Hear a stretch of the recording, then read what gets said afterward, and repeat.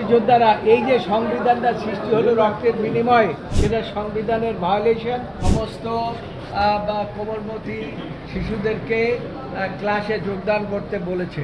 যারা আন্দোলন করছে তারা নিজেরাও বলছে তারা কোটা বাতিল চায় না, তারা সংস্কার চায়। একটা বিধান করার ক্ষমতা আছে। 29-এ বলা আছে যে সরকার কাদেরকে নিয়ে এই একটা নীতি নির্ধারণ করতে পারে, এবং সেখানে এই মুক্তিযোদ্ধারা এই যে সংবিধানটা সৃষ্টি হলো রক্তের বিনিময়ে, এই সংবিধানের মধ্যে কোথাও মুক্তিযোদ্ধাদেরকে অনগ্রসর গোষ্ঠী হিসাবে কোথাও কোনো বলা হয় নাই। কাজেই কোটা যদি করতে হয়, এবং সেখানে 104 দ্বারা যে কথা বলা আছে সংবিধানে যে অনগ্রসর ব্যক্তিদের বিষয়ে সরকার বিবেচনা করবেন, কিন্তু এই ক্ষেত্রে সেটা বিবেচনা করা হয় নাই। কাজেই এটা সংবিধানের যে জাজমেন্টটি হয়েছে সেটা সংবিধানের ভায়োলেশন।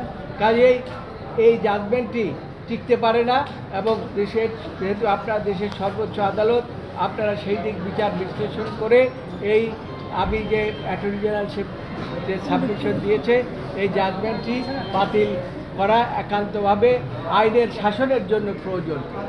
এই সাবমিশনে আমি রেখে, এখানে কোনো দলের বিষয় নয়। আমি দেশের সর্বোচ্চ আদালতের একজন আইনজীবী হিসাবে এসেছি। তবে এই জাজমেন্টের মধ্যে আপনারা লক্ষ্য করেছেন যে আদালত কিছু নির্দেশনা দিয়েছে।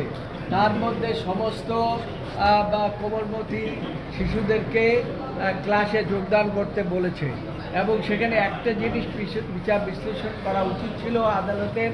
আমি জানি না পরবর্তীতে জাজমেন্ট আসলে সেটা পাওয়া যাবে।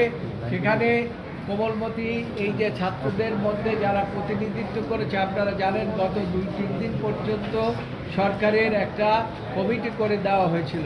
সেই কমিটির কাছে 8টা দাবি তারা প্লেস করেছে, এবং সেই 8টা দাবি তারা ব্যাপারে বলছে যে এই 8টা দাবির ব্যাপারে আলোচনা হতে পারে, এবং সেই বিষয়ে এখানে কোনো আলোচনার কোনো বিষয় উল্লেখ করা হয় না। এখানে তো কোর্টে তো আলোচনার বিষয়টা ছিল না, এখানে ছিল পুরো আপনি এই রায়টা আপনাকে সন্তুষ্ট করেছে কিনা? এটা হচ্ছে আমার নিজস্ব মত যে এখানে যে কথা বলা হয়েছে কোমলমতি শিশুদেরকে এই হত্যার বিষয়ে আমাদের আপনারা যে কথা আমাকে প্রশ্ন করেছেন যে আমাদের দলের বিষয়, এই দলের বিষয় হচ্ছে দল কোনো এটার সাথে সম্পৃক্ত না। এই আন্দোলনের সাথে দলের কোনো সম্পৃক্ততা নাই। এই ঘোষণাটা আওয়ামী লীগ দিয়েছে। আওয়ামী লীগের সাধারণ সম্পাদক বলেছে যে এই আন্দোলনকে দমন করার জন্য ছাত্রলীগই যথেষ্ট, এবং ছাত্রলীগই এই আন্দোলনের সূত্রপাত করেছে কোমলমতি শিশুদের উপরে হামলা করে। এইটা দেশের জনগণ কোনোদিনই কামনা করে না, আদালতও কামনা করে না, আমরা দেশের সচেতন নাগরিক আপনারাও কামনা করেন না, এবং সাংবাদিকরাও এটা কামনা করেন। আপনি কিন্তু আপনার প্রশ্নটার উত্তর দেননি। আপনি কি আপিল বিভাগের আজকের রায়ে সন্তুষ্ট কিনা?